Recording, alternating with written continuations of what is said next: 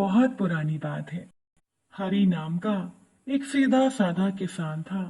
वो दिन भर खेतों में मेहनत से काम करता और शाम को प्रभु का गुणगान करता।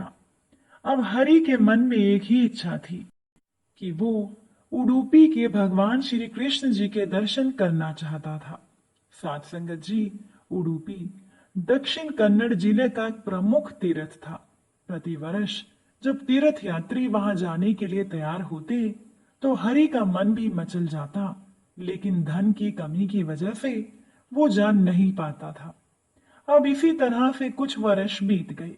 हरि ने कुछ पैसे जमा कर लिए। घर से निकलते समय हरि की पत्नी ने बहुत सारा खाने पीने का सामान उसे बांध दिया। अब उन दिनों यातायात के साधनों का अभाव था।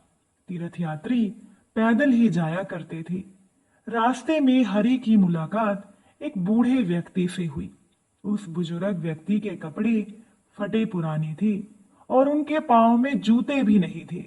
अब दूसरे तीर्थ यात्री तो उस बूढ़े व्यक्ति से कतरा कर निकल गए, लेकिन हरि से रहा नहीं गया और हरि ने उस बूढ़े व्यक्ति से पूछा कि बाबा, क्या आप भी उडुपी जा रहे हैं?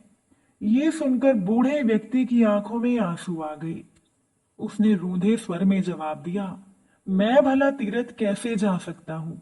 मेरा एक बच्चा तो बीमार है और दूसरे बेटे ने 3 दिन से कुछ नहीं खाया। अब हरि एक भला व्यक्ति था। ये सुनकर उसका मन पसीज गया। उसने फैसला किया कि वो उडुपी जाने से पहले उस बुजुर्ग के घर जाएगा। उस बुजुर्ग के घर पहुंचते ही हरि ने सबको भोजन खिलाया, बीमार बच्चे को दवा दी। अब बूढ़े के खेत बीजों के अभाव में खाली पड़े थे। लौटते लौटते हरि ने उस बुजुर्ग व्यक्ति को बीजों के लिए धन भी दे दिया। जब वो उडुपी जाने लगा तो उसने पाया कि उसका सारा धन तो खत्म हो गया था। वो चुपचाप अपने घर लौट आया।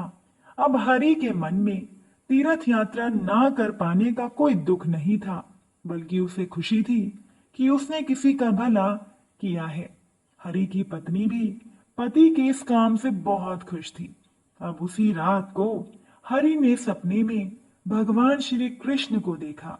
अब भगवान ने हरि को आशीर्वाद दिया और कहा कि तुम मेरे सच्चे भक्त हो। जो व्यक्ति मेरे ही बनाए मनुष्य से प्रेम नहीं करता, वो मेरा भक्त कदापि नहीं हो सकता। तुमने उस बूढ़े व्यक्ति की सहायता की और रास्ते से ही लौट आए। उस बूढ़े व्यक्ति के वेश में मैं ही था। दूसरे तीर्थ यात्री तो मेरी उपेक्षा करते हुए आगे बढ़ गए। एक तुमने ही मेरी विनती सुनी, इसीलिए मैं सदा तुम्हारे साथ रहूंगा और अपने स्वभाव से तुम दया, करुणा और प्रेम का त्याग मत करना। अब हरि को तो घर बैठे ही तीर्थ यात्रा का फल मिल गया था।